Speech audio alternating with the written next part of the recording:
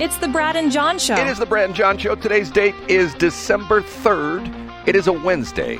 And what do we do in the B block, which we're in right now, John?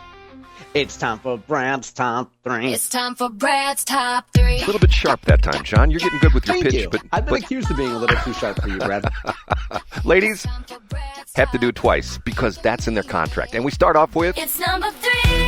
John, I saw this, and I actually heard it on another radio station yesterday, and I thought of you, John. This is, to me, this is one of these things that's so funny. Okay. I'm sorry. You going to make it through, Brad? Yeah, You gonna be okay? know. I don't need you to have your fifth and final heart attack on the air. This is a lady who started something which John has tremendous interest. You ready for this, John? Ooh, yeah, I'm ready. The Society of Fat Mermaids. Talk about an oxymoron. Yes, the Society of Fat Mermaids. It started by Shay Monique. She lives in Washington, D.C., and what she's I can picture her now. What she's upset about is, first off, it shouldn't be mermaids. It should be merfolk. Because maids is derogatory and misogynist, I'm guessing. Right. It denotes females. And secondly, all mermaids in popular culture are depicted as very slim and shapely. Even though they have no feet, they have that big tail, but they're very... I like a big tail on a little waist. They're very small. Okay, so if you go to her website, and you think I'm kidding about this, societyoffatmermaids.com. Society of Fat Mermaids was founded by mermaid Shay Monique, D.C. area-based mermaid model and performer. We are here too. And by the way, John, if you're Mr.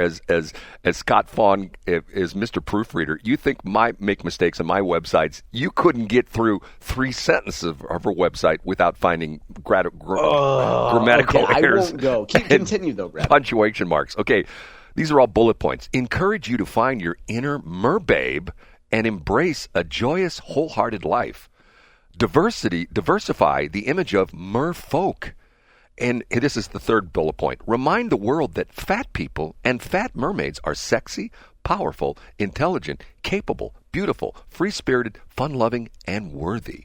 And the fourth bullet point is spread the message of diversity and body positivity in a fun way. So I know John's going to be going to. And you think I'm kidding about this. Society of Fat Mermaids. Now, what's interesting about it is there is a YouTube video, which I also found, which is actually sort of entertaining. It's some lady who has her channel and she interviews people. And the video shows Shay Monique in her mermaid costume, swimming in a swimming pool. John, all I can tell you is I know as soon as we get off the air, you're going to be, going checking out the societyoffatmermaids.com website. I just know it, John. I know it, John. I think that, the sad thing about the state of Missouri and Attorney General Catherine Hanaway cracking down on adult sites is that maybe a small percentage of people will be forced to look at stuff like the Society of Fat Mermaids. I don't know. Okay, here we go with number 2. It's time for Brad's number 2. It's time for Brad's number 2. Story about federal courts. And this has to do with John and I being NoCo boys, North County boys, Florissant police. And this was a story that, I think it was last year that we heard this story. The Florissant police officer who was pulling over attractive women for relatively minor traffic incidents, and then when they said their registration and their insurance were on their phone, he said, "Give me your phone." And then you know what he did, John? He would go back to his squad car and he would use his phone to take pictures of their intimate photos. Yes, or he would actually transfer. Matter of fact, how he got nailed was apparently some woman was able to verify that he downloaded off of her iCloud account, that he downloaded it through her iCloud account, where I guess he signed into her iCloud account and then he put his email address in that as the recipient and he sent that to her. Yeah, and so I'm sorry to interrupt, but I know that this story has been replicated several times around the country. Yes. I'm guessing if you're a cop that's into this sort of thing, you hear about other cops doing it and you think that sounds efficient. And then I think was this one of the guys, or maybe it was a different cop, that one of the women said, he sure is spending an abnormal amount of time in his squad car just looking at my insurance card. It seems to be odd. Right. That was part of the story. So essentially, he tried to do a plea deal yesterday for no jail time, but according to what I read, he got 3 years, and he's going to go to jail for 3 years. So, and once again, think about this a minute, John. Go back 30 years, and if someone said to you, hey, there's going to be a time in the future where everything's going to be on your device that you hold in your hand. They won't even call it an iPhone at that point, an Android. Nobody would know what an iPhone or Android was. And what's going to happen is it's going to change life as we know it, because you're going to be able to gamble on this device. You're going to be able to play the lottery on this device. You'll be able to get a date. You'll be able to watch porn. At least you used to be able in the state of Missouri. You'll be able to do all this kind of stuff, and it's all going to be on your phone. And someday, if you're an attractive female, a police officer will pull you over, and he'll take the pictures off your phone of you in your underwear or no underwear, and he'll download those, or he'll actually just screenshot your phone with his phone. Oh, it's going to be a wonderful thing with these new devices. What do you think, John?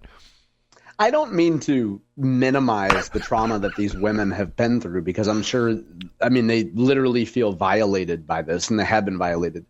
Can you imagine if you're a woman in the Florissant area and you're watching this news coverage and you think, wait a minute, that guy pulled me over. Yes, exactly. But he didn't ask for my phone. Well, yeah, maybe you felt like, and then you look in the mirror and be like, wow, I really let myself go. 25 pounds ago, he might have asked me for my insurance and taken my phone back to the car. But what is it about me that makes this officer not want to see my nudes? In all sincerity, and I take this seriously, me being partially, I worked in law enforcement for 3 years as a police dispatcher. This is the sad part of the story of any kind of job where you've got a bunch of people who are good at what they do, good upstanding folk, and you got one goofball who makes... That give the rest a bad name, yes, right, Brad? That makes everybody else look, oh, those cops, they're just into porn. Now, having said that, I have heard women talk about this. Remember, for a while, people all these hackers were hacking into like the famous women's phones and downloading their nudes. Yeah, it was colloquially known as the fappening. Right. Okay. First off, ladies, why? Tell me why you would have pictures on your phone, unless you're Hunter Biden or one of his escorts or something like that. Why would you have pictures on your phone of you with no clothes on, and maybe possibly you being involved in some sexual activity with someone else? Why would you have that on your phone?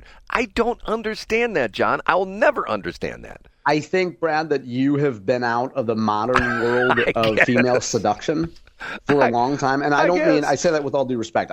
I don't think there's a lot of boomer women sending hot pictures of themselves to men they're attempting to seduce.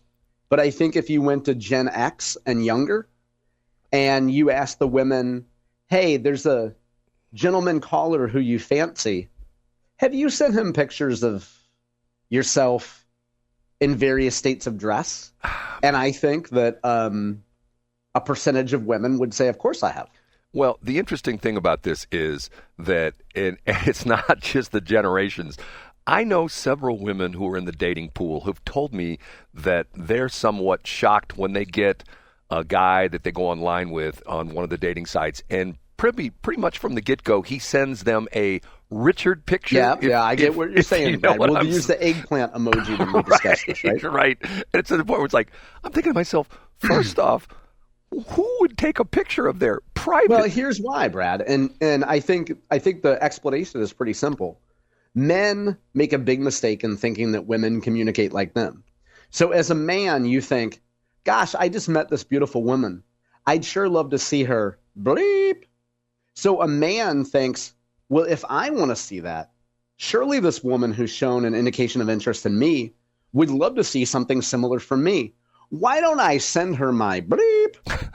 And men just forget that men are not women and women are not men. Now, if we were on National Public Radio, we'd immediately be kicked off by that. But men assume that women are going to see an explicit display of manhood and somehow be attracted to that, when that's not. Women don't want that. Like women want something a little different, Brad. I don't get it. Time for number one. And now, big finish, Brad's number John, this is a thing where you're going to say Dedum Tots, okay? You ready for this? Oh, no, Brad. Is it about the Salvation Army versus Red Cross? No, Dedum Tots. Oh, okay. What is it this time? And for those of you, what does Dedum Tots stand for, John? Let's refresh everyone's memories. It stands for discuss this many times on the show. You can find it at the bjshow.co glossary. So when Brad cycles through his top 40 stories, most radio stations have a top 40. Brad has a top 40 stories. And so when Brad repeats one of the stories that he repeats either weekly or every other week, I just, instead of saying to Brad, we've discussed this many times on the show, I just say Dedum Tots. Go ahead, Brad. So, John, here's my Dedum Tops. I say this from time to time. The second one is a T. It's not Dedum Tops. It's not a treetop. It's Dedum Tots. Dedum Tots. Okay. As a high school senior, if someone came to me and said, Brad, in Missouri, someday we're going to have the lottery, we're going to have casino gambling, we're going to have marijuana stores, and we're also going to have sports gambling, which we now have as effective Monday. There's a fifth one now. And you know what the fifth one is? I'm looking in no idea. I'm looking into my mirror. Romper, do. Tell me true. The fifth one's going to be legalize porn in the state of Missouri because it's just been made essentially illegal because Pornhub has announced they are no longer going to allow Missouri residents to access the Pornhub website. Because, John, and why is this? Because of someone that we had on the show recently? Attorney General Catherine Hanaway. And for folks who want to hear us go through the story, I mentioned that particular large website yesterday, an A block, Brad. Thank you. Yes. Pornhub has officially decided they are no longer going to allow people in Missouri because of the reason for this, and tell the reason, John, you know this better than anybody. Well, the state of Missouri said that they will begin requiring these adult sites to they're going to require adult sites to require users to show proof of age if a certain percentage, I believe it's 1/3 of their content is explicit in nature. Yep. The crazy thing about this is, if I go to there are certain sites I go to. I don't go to porn sites, but if I go to, for example, if I go to gun sites, there's places where you can buy guns online. And now when you go to those sites, they ask you, are you 18 years of age or older? And you have to answer yes. Okay, a kid who's 10 years old, couldn't he answer yes? I believe so, Brad. And I'm guessing if you're Catherine Hanaway, I haven't heard Catherine say this or any other state attorney general. I'm guessing you're saying putting up some sort of barrier is better than no barrier at all. And I'm guessing that Catherine would say, point to this particular large adult website that you just mentioned and say, look, this site is already, pardon the expression, pulling out. So it goes to show that what we're doing is working. Can I give a parallel example of this? Please do, Brad. For years, they kept telling us that you need to get your real ID. You need to get your real ID because you won't be able to get on a plane if you don't have your real ID. Hold on, I got to clear my voice. And what happened, Brad? What did they keep doing on the timeline? Which direction did it keep moving, up or further away? They kept moving the timeline back, and I'm a perfect example of that. I got my real ID, and then I lost it, but I couldn't just get my real ID reissued. I had to come up with all my documents, which I couldn't find from the time before. Hold on just a minute again. So now it comes out, if you saw this story, now it comes out, the TSA has realized there are a lot of people that did not get their real ID. So now all you have to do is you just have to pay them more money. You have to pay them $45, and you can get on the plane without a real ID. Now, that's a proposal, but I don't think that's been put in effect. Isn't it just a proposal? I thought it was I'm thinking to myself, here we go again. If you're going to say that this is the rule, then don't essentially say, well, some of you people couldn't get your real ID. It's like the crazy, stupid thing with when they talked about the minorities saying, if you require us to have a driver's license to vote, you're disenfranchising the minorities. That's right, because minorities clearly don't have the capacity to go get an ID.